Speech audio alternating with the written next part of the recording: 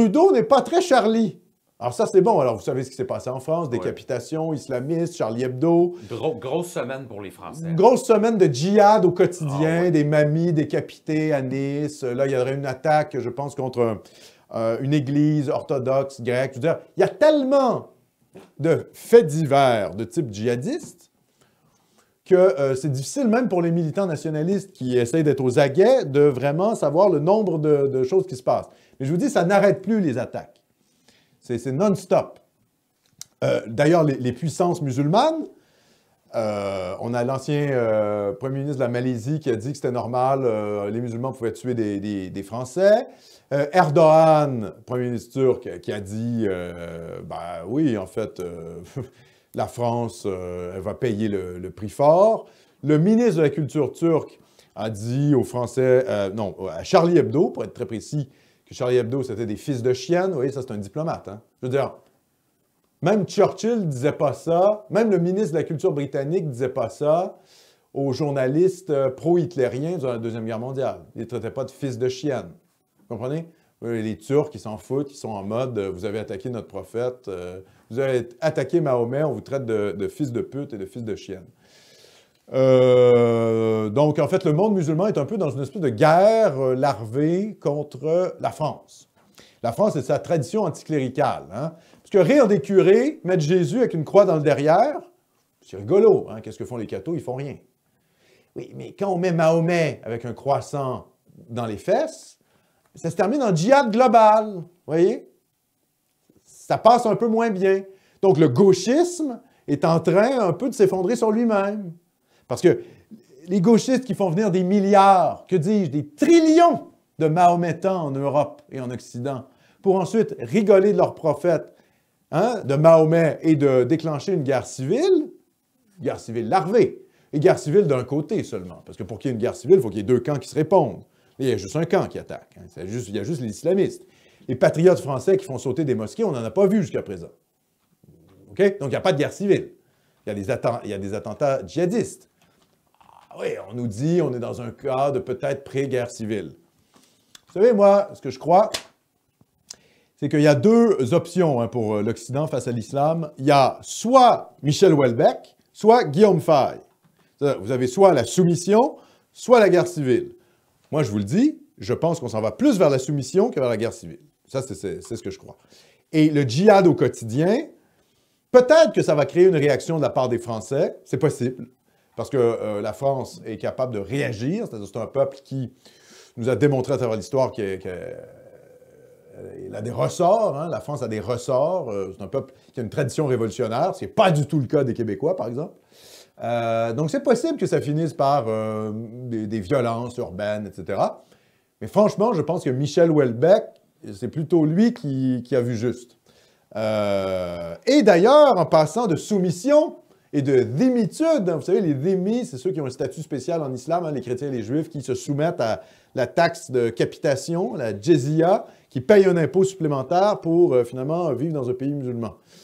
C'est comme des sous-citoyens, en quelque sorte. Ils n'ont pas le droit de porter d'armes, ils payent un impôt supplémentaire et ils peuvent rénover leur lieu de culte, mais ils ne peuvent pas vraiment ils ne peuvent pas en construire d'autres et ils ne peuvent pas faire de prosélytisme. Hein, donc, les dhimmis. La dhimitude. Ben là, on a un exemple flagrant avec Justin Trudeau. Alors, article du Devoir sorti aujourd'hui, le premier ministre Justin Trudeau ne suit pas son homologue français Emmanuel Macron, qui soutient que, terrorisme ou pas, on doit continuer à pouvoir caricaturer le fait religieux, y compris le prophète musulman Mahomet. Selon M. Trudeau, il ne sert à rien de poser des gestes qui blessent inutilement les autres. La tenue ces jours-ci du procès des complices de l'attentat de Charlie Hebdo, blablabla, bon, vous savez tout ça, la décapitation, je ne vais pas je vous ai fait le résumé déjà il y a quelques minutes. Tout cela a amené Emmanuel Macron à dire que la France ne renoncera pas aux caricatures, aux dessins. Mais Justin Trudeau ne se range vraiment pas dans son cas. Interrogé à nouveau vendredi à ce sujet, donc hier, M. Trudeau a d'abord soutenu qu'il allait toujours défendre la liberté d'expression. Mais, c'est toujours ça qui est intéressant, qu'est-ce qui vient après le « mais » ?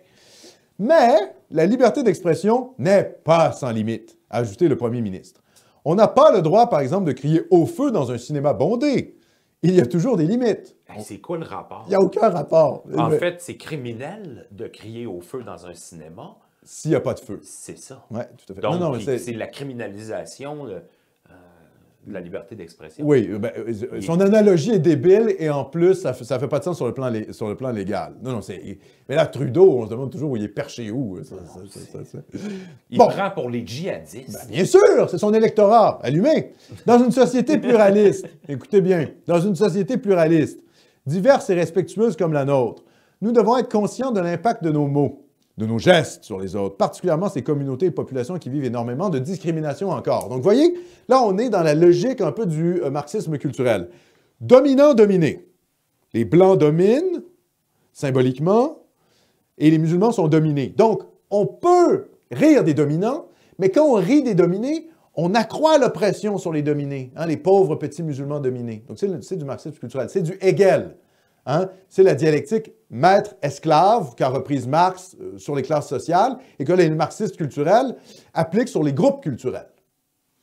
Donc, dominant-dominé, on peut rire des dominants. Donc, en gros, Trudeau peut porter des chandails, il l'a déjà fait d'ailleurs, où il se moque en gros des chrétiens, parce que les chrétiens sont dominants puisque c'est la religion des Blancs, vous me suivez, mais vous ne pouvez pas rire des dominés que sont les musulmans.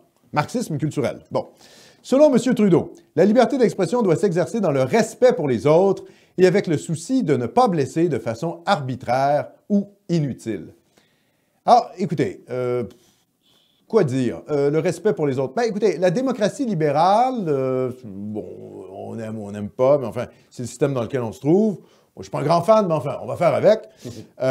Moi, je suis choqué chaque jour de ma vie, hein, quand je vois les nouvelles, que je vois que mon peuple est en train de se faire noyer par des hordes, des multitudes du tiers-monde, je suis très choqué. Bon, mais ça me donne pas le droit d'aller flinguer les gens, vous comprenez?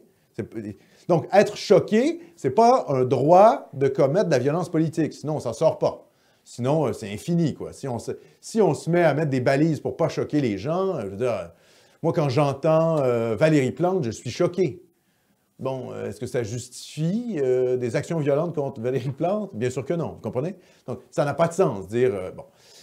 parce que vous êtes choqué et il faut respecter les autres, il faut le faire.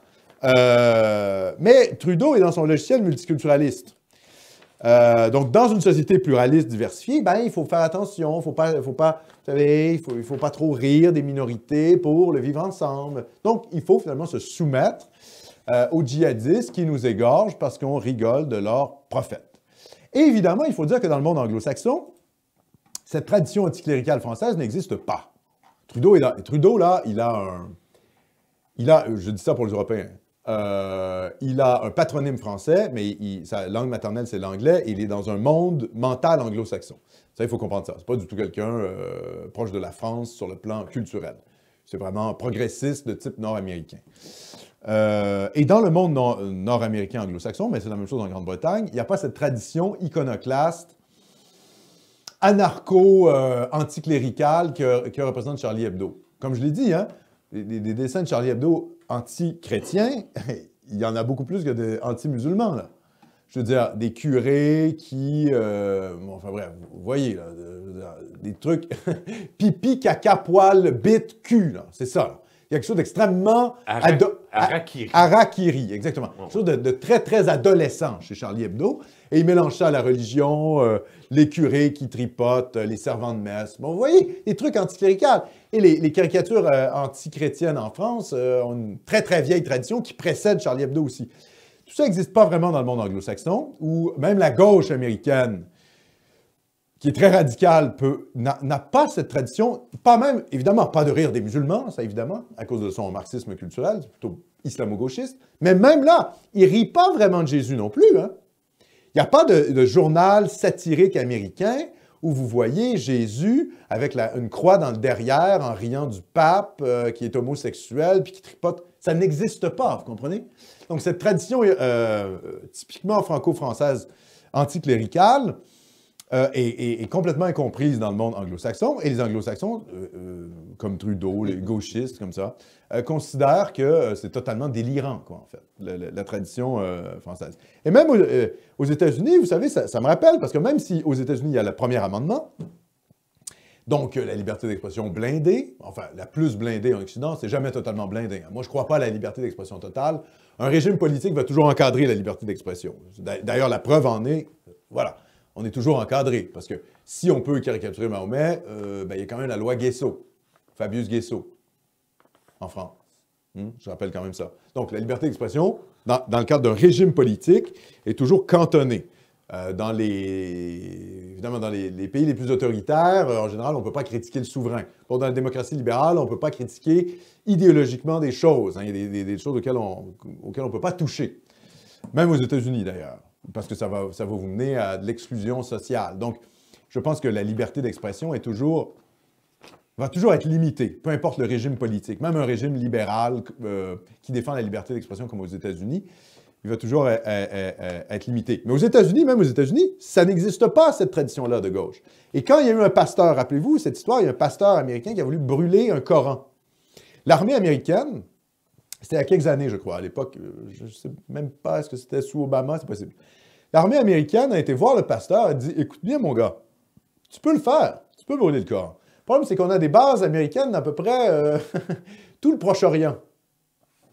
Et si tu fais ça, tu vas mettre en danger des milliers de vies de Marines américains qui sont partout au Proche-Orient. Parce que Al Jazeera va publier les photos et la vidéo de toi, enfin de vous, monsieur le pasteur, qui brûlez le Coran, et ça va faire le boucle des chaînes de télévision arabes et musulmanes à travers la planète. Donc, le champion de ça, c'est Rasmus Paludan. Ah oui, Rasmus Paludan. Alors, c'est qui Rasmus Paludan? C'est un Norvégien? Oui, ou Danois ou Norvégien, je suis plus sûr. Ah oui, on le trompe toujours avec les Scandinaves. Là. Lui, il les enveloppe dans le bacon, il met le feu là-dedans. Oui. Il les bat à coups de batte de baseball, le Coran. Il fait des séances de ça. Lui. Oui, il fait des séances de Coran, bashing, jambon. Oui. Et les flics le protègent. Ouais. Et autour des flics, il y a des islamo-gauchistes, donc le mélange de extrême gauche plus mahométan fanatique, qui l'insultent. Mais encore là, le Danemark n'a pas de base militaire partout au Proche-Orient. Ça ne compromet pas géostratégiquement la vie tant que ça des soldats. Bon, évidemment, au Danemark, vous savez, d'ailleurs, le Danemark est un pays assez intéressant parce qu'ils sont sur une ligne progressiste identitaire. Ils défendent finalement... ils ne veulent pas trop d'immigration musulmane au nom du progressisme. Parce qu'ils comprennent que charia plus progressisme sociétal, charia plus féminisme, il y a comme un bug. C'est les gauchistes qui sont comme cohérents.